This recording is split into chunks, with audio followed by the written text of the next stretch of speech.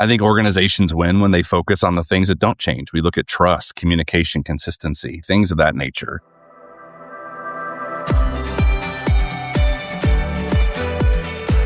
Welcome to Leaders of the West, a podcast for innovators and changemakers. I'm your host, Jessie Jarvis, the founder of the West, and I'm sitting down with agriculturalists, entrepreneurs, executives, and everyone in between with the goal of digging into the strategies, mindsets, and lessons that have been crucial to the success of ag and Western. Whether you're carrying on the next generation of your family's operation, starting something from scratch, or determined to climb up the leadership ladder, we're going to inspire you to continue to dream big, growing not just you, but the future of agriculture and Western as a whole. Let's go.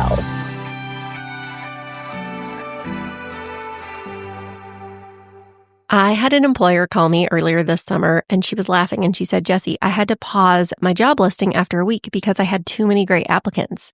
And I told her that's probably the best problem that a person can have. But that's what happens when your job post actually reaches the right people. When you list a job on Of the West, you're not just getting a line on a job board. You are putting that position in front of an entire community who already stands your world.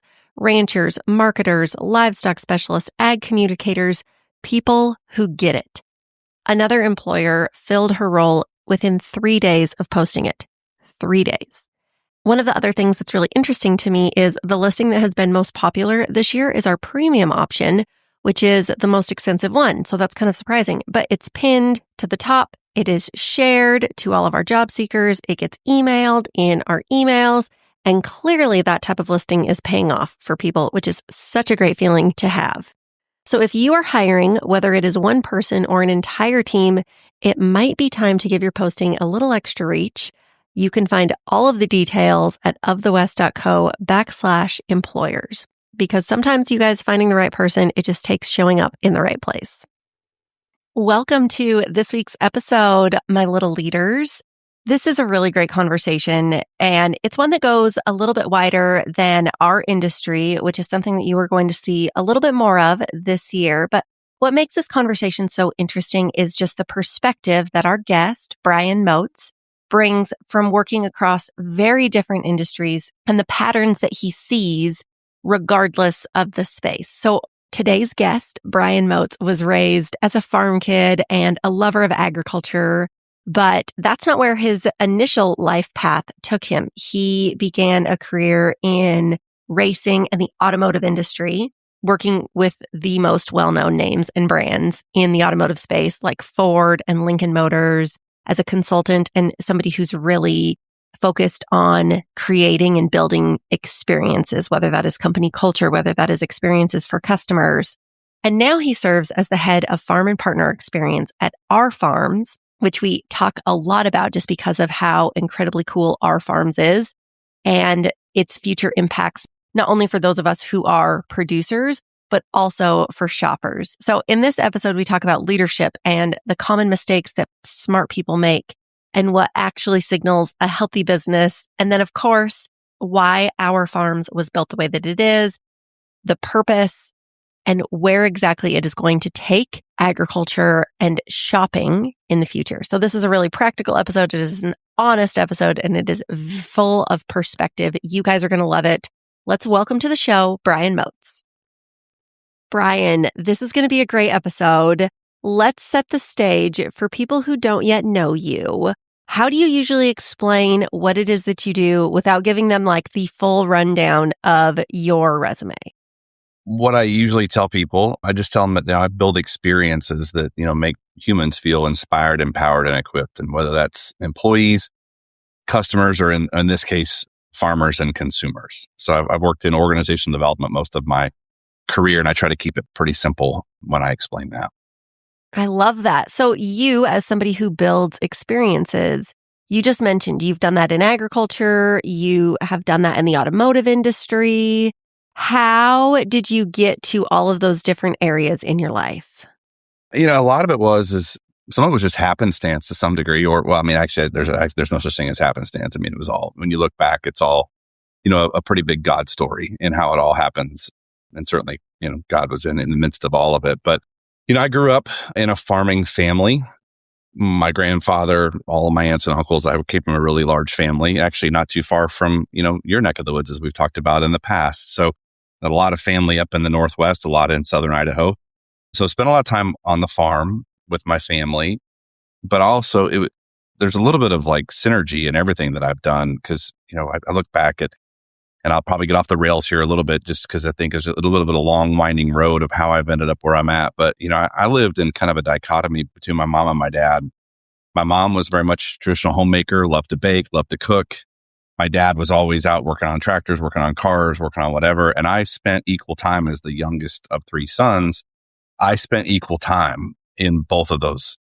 It wouldn't be out of the ordinary on a Saturday or Sunday for me to spend half my day in the kitchen making cookies and baking things and making things with my mom, and then spend the rest of the day out, working on my brother's cars or a race car or something in the garage. And so that's really where it started, was being around a lot of that, type of just working on things, being out and about, being very active. And then I went down the path of wanting to become a race car driver. So I spent 30 years driving race cars and trying to make it in that space. And then we moved to Indiana, did my dad's job about when I was 15 years old, moved into the middle of farming country again, and was heavily involved in motorsports and automotive, but also still very much in the middle of ag country, being in the Midwest in Indiana, and decided to go to Purdue.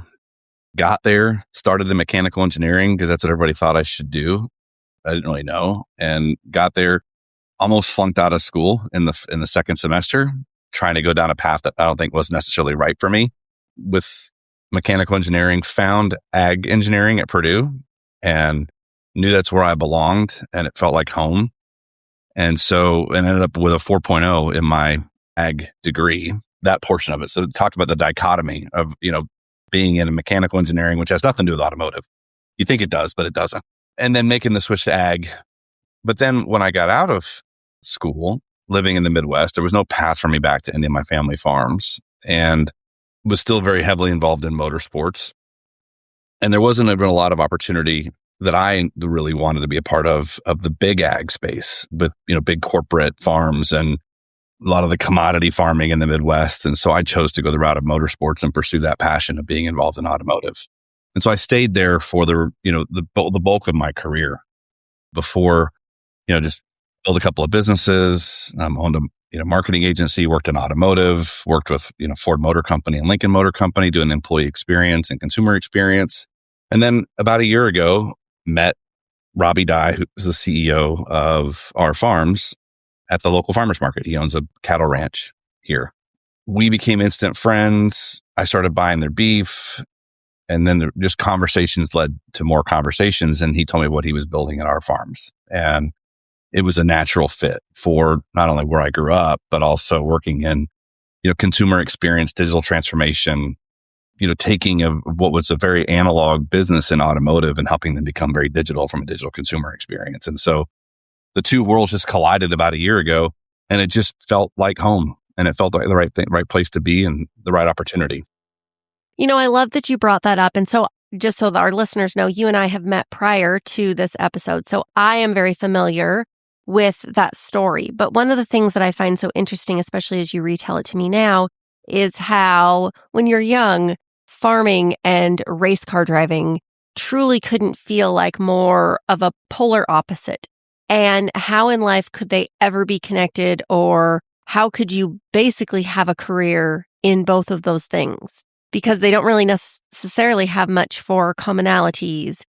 But here you are. You have absolutely done both. And I think that it is just a true testament to how many of us in life are what we would call multi-passionate with different, whether it's interests or hobbies or, things that we love that really don't necessarily feel like at a surface level that they have a connection or a connection point with one another. But you can craft your life and your career to fit in anything and anything that you want to. Like if you have two loves in your life and they have no through line, guess what? You are their through line. And you have proven that with your career and how you've set it up for success at this point in your life. Without a doubt. And, and I would agree. It is interesting. There is at least at the grassroots level with racing, especially in the Midwest. I don't know too many guys that I raced with either the guys that were owners that owned like sprint cars, because I ran in what was called like USAC sprint cars. So like Tony Stewart, Ryan Newman, Jeff Gordon, all those guys cut their teeth in open wheel USAC sprint car racing in the Midwest. And so, but it's interesting, almost every car owner or many of the drivers were either owned big farms or were raised on big farms. There actually was, that's an interesting tie-in that you wouldn't necessarily, I guess, expect, but it is there from that perspective. But, but to your point, to be multi-passionate, I think just being, I came from the old guard of motorsports where, we worked on our own cars, so I think coming from the farm, understanding how to work on tractors, work on equipment, and being in the shop, I think lended itself well to that. But yeah, it is, to your point, it is pretty, on the surface, it's a pretty big dichotomy. But yeah, it's certainly, those are two areas that being involved in motorsports and being involved in agriculture were massive of who shaped me, who I am today. So, knowing your history, what patterns do you think show up no matter the industry when a business is growing? Because that's one of the things that, again, with user experience and just building experiences in general, whether that's for employees, for customers, now with our farms, you have a very well-rounded background in the business of the automotive industry and in the business of agriculture. So what kind of patterns do you see regardless of the industry when it comes to businesses that are growing? Yeah, and that's a great question, and I love answering it because that's where, because I think of those, and I owned a restaurant for a while as well, another kind of flyer in there, but because of all that, that's what pushed me down the path of being involved in, organizational behavior and IO psychology and things like that, understanding organizations. And so, because I did see so much differentiation of industries, but while the industries might look different, the human dynamics are always very similar from that perspective of how people engage. And so at the end of the day, it doesn't matter if you're in the automotive industry, automotive retail, automotive aftermarket, the agriculture space, working with consumers. People ultimately need, clarity, purpose, belonging, and kind of a sense of progress. And so I think that's consistent. The human needs are consistent regardless of industries. And so I think organizations win when they focus on the things that don't change. We look at trust, communication, consistency, things of that nature. And so whether I'm in automotive, tech, or agriculture, the pattern is the same. As complexity grows, structure lags behind, and leaders, underestimate the power of experience design. So we talked about experience. And so I really focus on experience. And I think like I said, the industries might look different, but the dynamics are always the same when it comes to that, what people are ultimately looking for.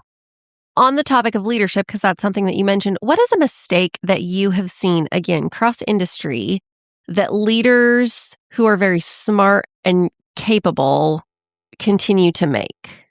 Well, I think my belief is of understanding, we're even working in agriculture, working in automotive, that we're very human-centered businesses and what they were, especially, 40, 50 years ago, whether you're a local car dealer or you're in the ag industry. The handshake was really what it took, and it took people on their word. I think as we went into, the information age in the early 2000s and mid 2010s, everything really went towards data and towards spreadsheets and looking at analytics. And I think a lot of leaders started to undervalue the impact of relationships. Mm-hmm.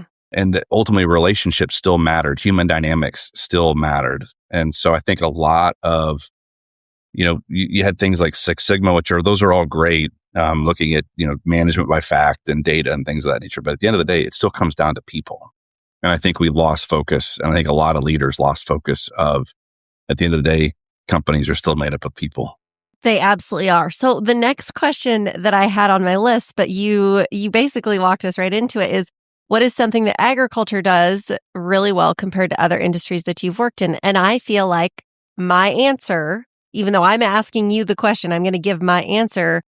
I think agriculture recognizes people and they understand that people do come first, maybe more so in other industries. But I'd love to hear your take on that. I mean, I would agree. I mean, my belief is, I talk about human centricity a lot in the work that I do, and human centric design, human centric experiences. And at the end of the day, in my belief, at its core, agriculture is the most human centric industry I've ever been a part of. So, farmers always lead, with service and family and community and faith by default. It's really the fabric of what we're made of as an industry. And so I think, agriculture plays the people and the long game instinctively because they have to. Oh, absolutely. It's the Midwestern values that make up our industry, whether you are in agriculture or a Western industry, I should add, whether you live in the Midwest or not. Like, it is something that you're still going to find in Oregon and California and Idaho and, Florida, definitely not Midwestern places, but it is that same set of values. And it goes back to trust and integrity, and especially with our industries. And I think that's something that so many people, especially outsiders coming in, that they get wrong, I would say, is trust is an ultimate thing in our industry. We won't do business with people that we don't trust or that we don't believe in or who don't have that same set of values. Those are things that are obviously, they are very important to us as individuals, but they're also the foundations that our businesses are typically built on. I mean, I would agree. To me, ag is one of the few industries where your word still matters more than your marketing. Mm-hmm. And I just think it's important. And that's one of the things that Robbie and Tyler, the two co-founders of our farms that's, really started this movement about 3 years ago, have done an amazing job of, just listening and meeting great people. And whether that's, Johnny Hunter at Castro River Farms or the Sumption family at Anthem Oats. I mean, so many of the partners that we work with that they started to get to know about 3 years ago, you can tell like where that relationship has been built and where there's trust. And it takes time, especially with a technology play like what we have, because this is something that's a little bit foreign, to a lot of traditional farmers, with the technology that we have and the technology that we're continuing to build.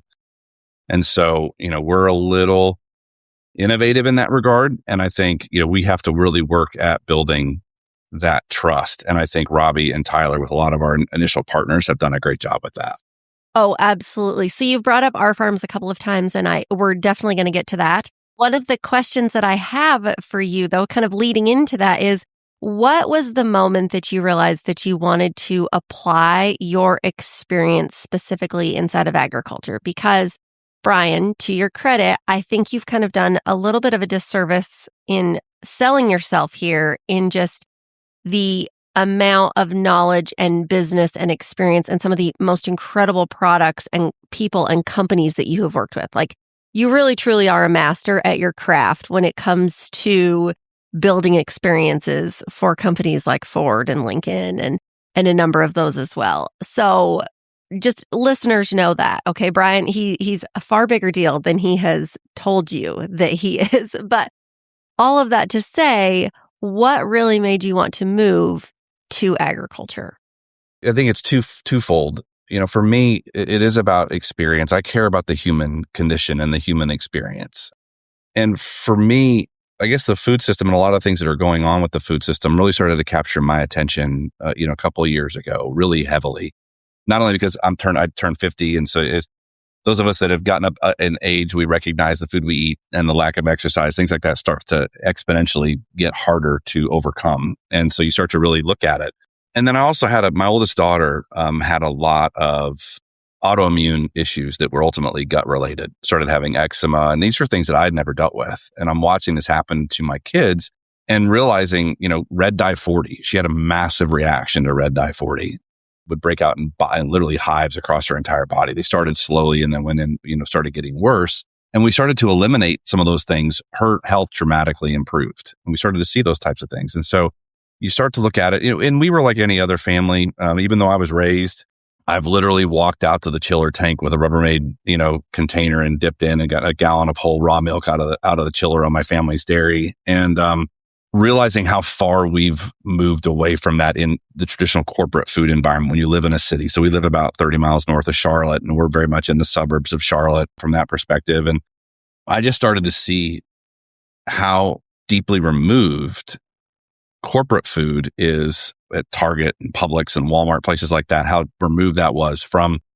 shopping at the farmer's market and getting directly from the farm. And so that had stirred a deep passion in me in how it's very difficult in a lot of locales in the United States to find local food and to be able to engage with your local market.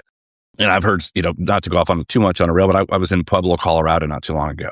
And that's an amazing city. And I think that they had talked about, as far as a very agriculturally based city and a fairly large city, only about an hour south of Denver, I think 85% of the city's population lives within 15 minutes of a farm and being able to get farm direct foods. But yet only 10% of the population actually does so. They still shop at Albertsons, Walmart, Target, places like that. And I just think there's such a disconnect, and it's a communication issue because of how noisy things are, how busy we are, the convenience factor, all of that. We had just really kind of gotten away, from that perspective and building trust. And that's something that I've worked really hard at in automotive, is creating a digital experience and trying to get trust back into the car buying experience. Because we all know, it's one of the worst industries out there with turnover and consumer experience and customer satisfaction scores, all that type of stuff. And we've really made some big gains in building that trust back and creating great experiences and putting a hospitality mindset into automotive.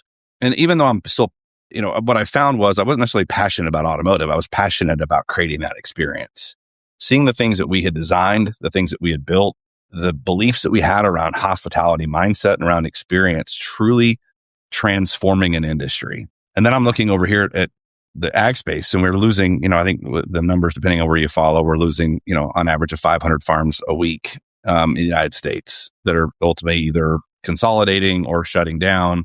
And a lot of it is because I still think there's a massive disconnect. There's a crazy statistic that I read not too long ago that they did a survey that claimed that only 7% of Americans believe that chocolate milk comes, or 7% of Americans believe that chocolate milk came from brown cows. Like, it's kind of a joke, but that's real. I think there's such a disconnect and a lack of trust that's been built. And I think there's a great opportunity with technology, with logistics and infrastructure, with, the web. Jeff Bezos, love him or hate him, at the end of the day, he has, because of Amazon, they've conditioned a behavior where people are willing to shop for just about anything online and have it delivered. And I think there's, because of all of that, I think there's a way to infuse that into local ag and tell the story and make it convenient, make it visible, make it accessible to everyone.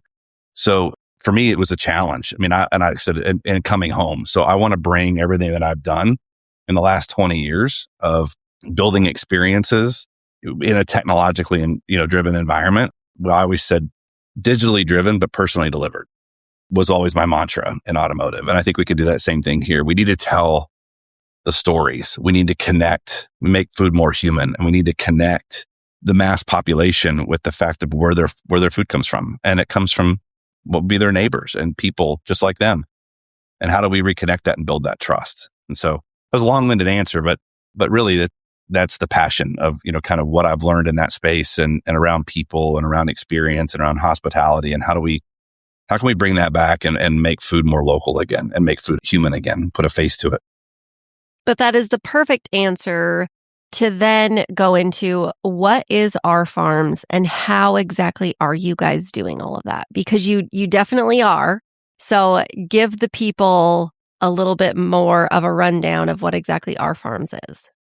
Right now, what you would see, the first thing, is the marketplace. So we've built, a digitally driven marketplace we've been coined as the Amazon of the farm, like Amazon meets the farmer's market, where we've taken brands that have built their D2C, Shopify or WooCommerce, different platforms like that, and started going D2C and selling their products online and shipping them and powering that. But that's not how most consumers shop. Most consumers want to go and they want to buy multiple things at one place. And so the Our Farms marketplace itself is an aggregator from that perspective to bring farm brands together so consumers can shop for, their entire pantry, whether that be rice or pasta or applesauce or drinks or snacks. And then we've also got a lot of proteins on there as well that we're continuing to grow. So you have one place and a single cart checkout where you can come and shop with multiple farms and also learn their stories, because we make sure we tell the farm story in the marketplace as well when you're on a product or on a storefront. At the end of the day, from a movement, we always wanted to be known as a movement, not a marketplace, and really putting the tools, putting farms at the front row of the food supply chain, because we believe that they have been left out. I think there's another crazy statistic that only 15 cents of every dollar spent in grocery actually makes it back to the farmer. We want to flip that. We want it 85% to come back to the farmer. And again, like I kind of go back to the logistics of what Jeff Bezos has created, but he's created an environment where we can do that now, where we can empower farms to go direct to consumer and do so effectively and efficiently. And then, we've also got, we're building a technology suite of products that will, help power a lot of the digital commerce, whether they're selling on Amazon or whether they're selling on our farms or selling at the local farmers market or their own Shopify site. Right now, there's no technology that exists to bring all that together for a farm to manage their business if they're selling in all those different retail channels. And then the marketing piece of it. How do you tie the marketing to that? There's an unbelievable amount of marketing automation out there now, whether it's social or email or traditional just web advertisement. How do you tie all that together so that you can build, a resilient business and manage it effectively? Because as we all know, that most farmers are great farmers. They may not necessarily be the best marketers or the best, retailers or the best logistics people. And so we are providing technology that powers that. So one of the reasons that I love our farms is it is something that is applicable to any listener. So chances are, if you're listening to the show, you may be a farmer or a rancher, but if not, you eat food. And so there are two ways, regardless of who you are, how our farms is relatable or usable by you. So let's talk first about people, because this is going to be the bulk of our listeners who are shoppers. How can people shop our farms, and what types of brands and companies can they find when they go to our farms? So currently we have frozen, shelf stable, and even some wellness products. So whether you're in tallow or goat soap, we've got Arcadia soaps, we've got Farm Wife tallow. Then on the food side, you've got brands like Castor River Rice. Johnny Hunter has built an amazing regenerative farm in Missouri where he's got 3,000 acres and converted it into a habitat and has gone full regenerative and, grows his rice. It's some of the best jasmine rice you'll ever put in your mouth because they don't flood irrigate. It's all done, without chemicals, full regenerative. They don't flood irrigate. Some of the most floral and clean rice you've ever had.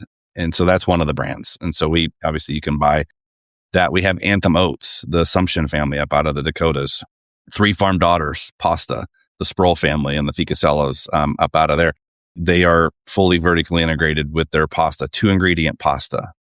Then there's just countless stories. Right now we have about 40 farms that are ultimately retailing across the platform. And like I said, we've got White House Foods. They're a big apple cider vinegar and applesauce farm out of Virginia that does everything fully organic and fully clean. No high fructose corn syrup, no additives into their products. So, and again, you're able to go into the market, and when you're on one of those products or you're on a storefront page, you get to see that story. Who is the family? How do they farm? Where do they farm? What do they care about? So you can put a face and you truly humanize the food system because you're able to see exactly who I'm buying from and how they produce, how they grow, where they grow, what their history is, what their legacy is. And you're able to have that conversation. And so those are the type of products that we're continuing to grow. We're adding, we usually add anywhere from 10 to 15 suppliers per month where farms are coming on. They're learning about us. We only opened the marketplace in June. We've already done, about 300 transactions. It was only open really kind of a friends and family, slow, roll opening from a technology perspective to make sure that people came in and they placed an order that we could actually transact and we could actually set these farms up for success to get orders to go through and for them to be able to fulfill effectively and efficiently. So we've really been slow rolling it. This kind of, since mid-June in Q3 and Q4, we're really ramping up a lot of those efforts. You'll start seeing a lot more of that, in January as we start doing a lot more marketing and efforts to really push out into the marketplace. But right now, it's still pretty, even though I still think we have a lot of work to do. Of course, I'm always going to be that way. I'm a driver like that. So I'm always going to have more to do. But we do have we have about 1,200 SKUs in the marketplace. And like I said, all the way from your pantry staples, like rice and pasta and flour and things like that, to your frozen proteins, to some, farm-raised drinks, aronia berries like Farmwell and Shrubly. So there's a lot of great brands and a diverse. That was always our goal too, was to be diverse. And we even got one of your local neighbors. I don't know if you've worked with Elizabeth Thomas at Thomas Cattle Company. Yes, Elizabeth. She has been a guest on the show before, as have Jenna Oxner and Kylie Epperson with Farm Wife Tello. So you guys, we've got a good cross section of people here. Yeah, for sure. And I actually got to spend a day with Kylie and her family on their farm here a couple of months ago. And it was incredible. So that's to me, this is why this doesn't feel like work, is when I get to have conversations like this and, and meet people and be on their farm and hear the stories. It doesn't feel like work. And there are thousands upon thousands of people just like yourself and like Kylie and Elizabeth and Jenna and Johnny and, everybody that we're partnering with. It's literally a never ending, which I love. It's daunting at times because there are thousands upon thousands of people are out there.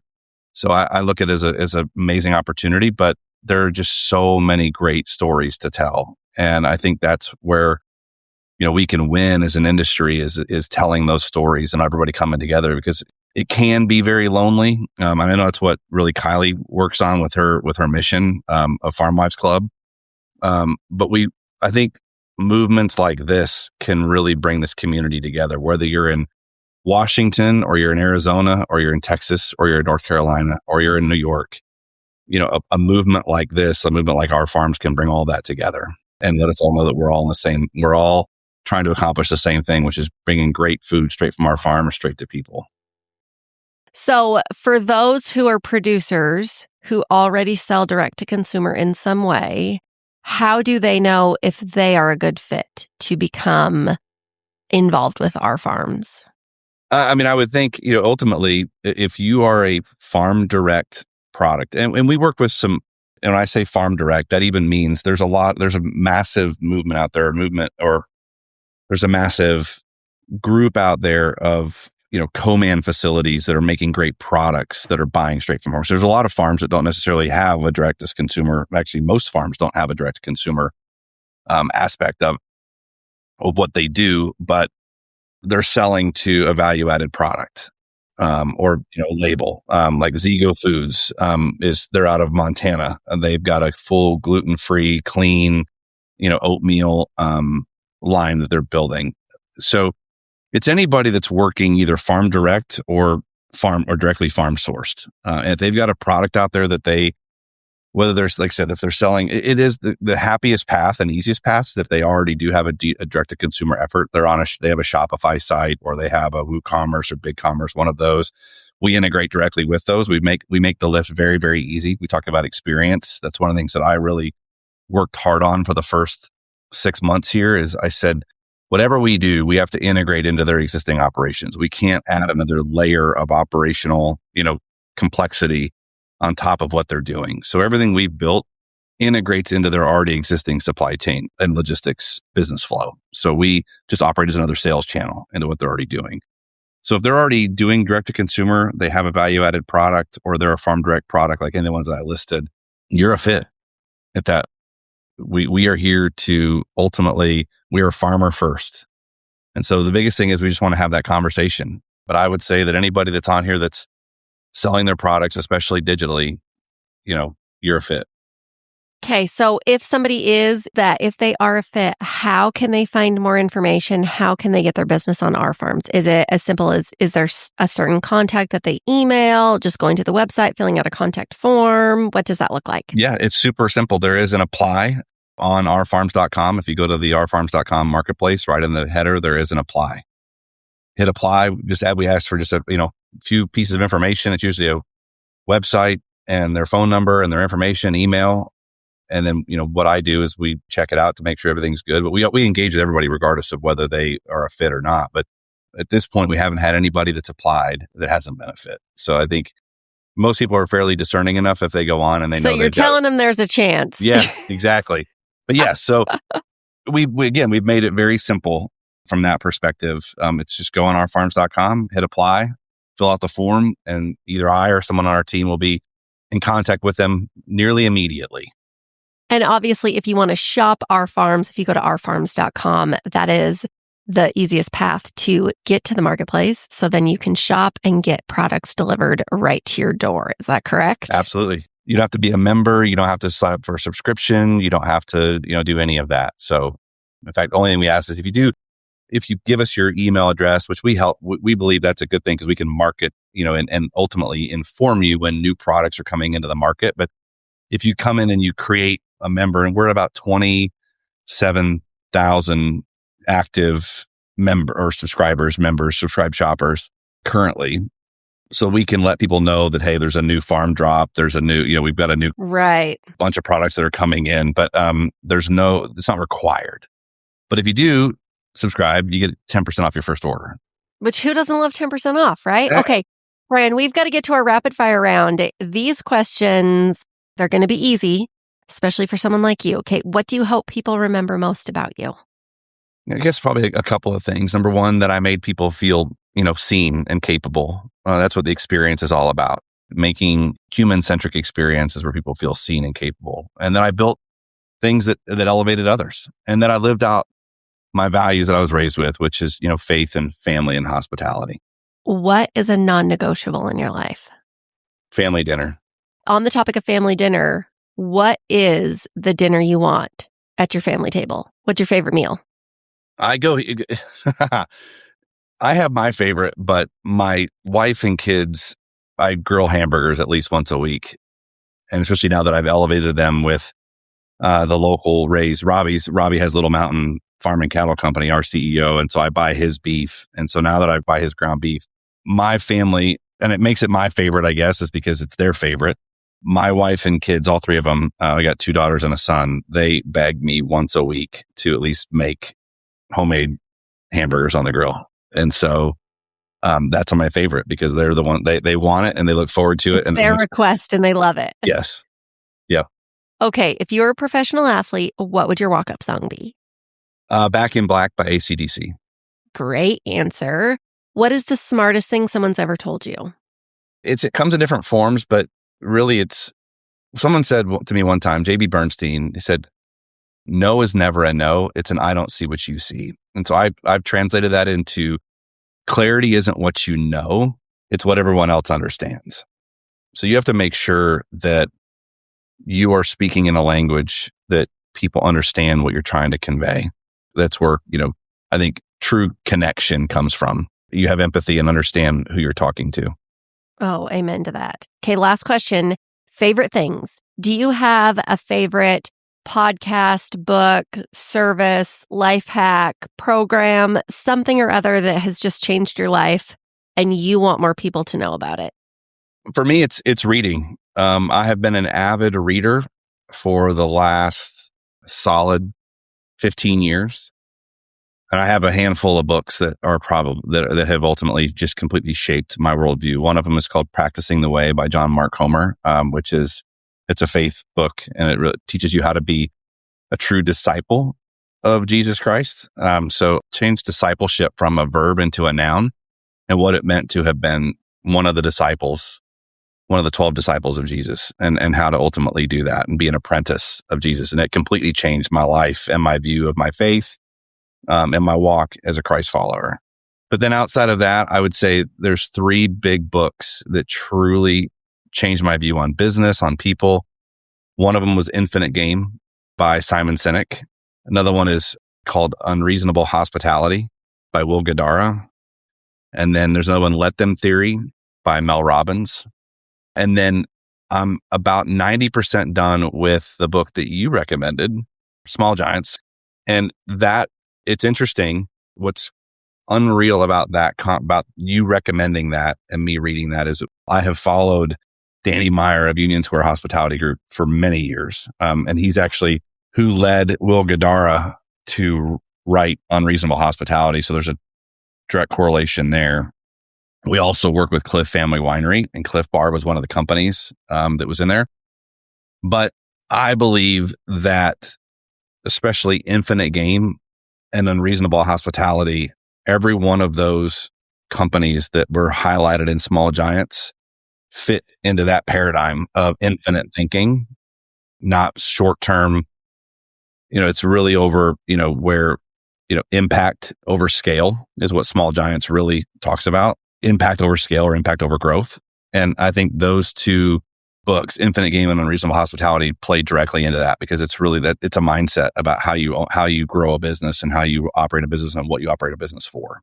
So I know it was a rapid fire question, but no, that is perfect. Well, and it's so funny because when you said that I'm a big believer in books, I thought to myself, I wonder if he has made it through Small Giants yet. Because yes, when we first chatted, you had mentioned Danny Meyer, and I was thinking to myself, why does that name sound so familiar? But it was part of Small Giants by Bo Burlingham, the audiobook that I was listening to at the time, which is totally, what a small world in that sense. But it really is such a great book, especially for those of us who would consider ourselves to be small businesses, whether we are or not, right? I think that when people hear the word small business, they think of much smaller businesses than what the world considers a small business to be, if that makes sense. For many of us, we have no intention of selling or growing. We obviously want to grow, but instead of growing just to grow and make more money, it's how can we grow to make a larger impact,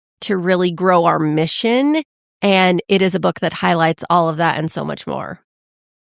Yeah, I would agree. To me, it does nothing but just completely solidify the mission that we're on. I think it's so easy sometimes in the world of information that we live in now with social media and all the things that we hear. We think we have to be an Elon Musk. We have to be a Jeff Bezos. We have to be we have to grow and make this massive impact and be this national brand. But in all reality, that's actually not the case. It's fine. Those companies need to exist, and they do exist, and they provide, great value. But I think it's an important mindset shift to understand that you can build a resilient, impactful business that can ultimately take care of your family, and you don't need to ever be even 1% of the size of those companies. And so I think it's an important mindset, especially I believe that that's what's actually happened to our food system. I think we've lost, because of scale and convenience, we've lost quality and we've lost connection. And so I think, in my opinion, with what the movement that we are building with our farms, we're trying to make that local small producer. And I believe we can, because of the infrastructure that we're building, the market we're building, the tools that we're building, we can give local producers the same access to technology, to data, and to infrastructure that the big companies have. And we can localize food again. Well, and I think it too, if we go back 100 years ago, I think what has happened, and this is kind of my mentality across all industries and all things in life, you're kind of supposed to not be a middle man, right? You're supposed to be on one side or the other. But I think that middle really is the sweet spot for most things. So kind of going back to 100 years ago, it was much easier to find local food and have local products just because that's how our food system was. But then as things have grown and changed and we had more opportunity, the pendulum swung completely the other way to where, it's much more centralized, because at the time when it was on the small side of things, it may have been more accessible, but there were also a lot of challenges. And so we were so worried about those challenges that that's what we had to solve. And we forgot about all of the good things that we had. So this pendulum has swung the opposite way. Well, now we're finding maybe we've taken it a little too far, and it actually needs to swing back to the middle, to where you can have all. Obviously, we all recognize that we still need a grocery store, and I don't think anybody is saying otherwise. No. Especially in rural areas. or those where farms are not as accessible when you think of, metropolitan areas. But at the same time, one of the things that we've seen in our industry is the diversity of how we can sell and buy our products. That has changed, and that is what our industry needs more of. And I think that's one of the reasons that our farms has been so successful and will continue to be, is because it gives producers another way to sell their products, to diversify their operations, because diversity is strength. Without a doubt. And, I just think that when we talk about, what we have to do to beyond the story and the connection and the humanizing of it, we live in a convenient society. That's never really going to change. And so in automotive, what I always used to really help our dealers understand was you have to meet consumers where they are. And it's kind of anywhere, any way, anytime. And that's what people expect because of Amazon. Like whether I'm on my laptop or on my phone, or whether I'm driving down the road or sitting in my living room, or whether it's 10 o'clock in the morning or 10 o'clock at night, I want to be able to engage. And so that's just the reality. And so the good news is that infrastructure exists for us to plug into so that we can make farm direct foods available anywhere, anyway, anytime. And I think that's what ultimately, and then helping manage the business side of behind that, so that, producers have business intelligence and know where their sales channels are and where they need to allocate their resources. Okay, maybe this time of the year we're stronger here and maybe not over here. And so we need to allocate more, over to this part of our business as opposed to this part of business. Where's our most profitable sales channel? Looking at all that. And that's the type of technology that we're providing beyond just the marketplace at our farms. Well, I am so excited that you got to sit down with us and not only share your personal wealth of information and knowledge, but all that is our farms and how it can impact those of us who are shoppers and who are also producers. Brian, thank you so much for today. You guys definitely go check out Our Farms. It's ourfarms.com. If you are a producer, a direct-to-consumer brand, and you want to apply, there is that option there. Also, for those of us who are shoppers, definitely go check out Our Farms, see what they've got going on, how that can continue to fill your pantry, not only being a great service and resource for you, but also just a way to connect with those farmers here in America, because no agriculture is better than that of American ag. So Brian, thank you. Well, thank you. And thank you for allowing us to be here. And quite honestly, thank you for everything that you do. Without influencers like you doing what you're doing, through all the different social media channels and all that, telling the story, entertaining people, capturing people, bringing people that maybe aren't in the ag space into the ag space, our farms will only be successful because of influencers like you and telling that story and getting more people to understand that there's some really compelling stories and great, opportunities to be a part of ag. So thank you for everything you're doing for carrying the mantle of getting, the ag industry out into the places that you're getting it out into. So thank you. And thank you for honoring us with the opportunity to come have a conversation about it. Oh, you guys, I didn't even have to pay Brian to say that or anything. Thank you. I so appreciate that. Well, I hope you have a great rest of your day, you guys, and you'll catch us back here next week.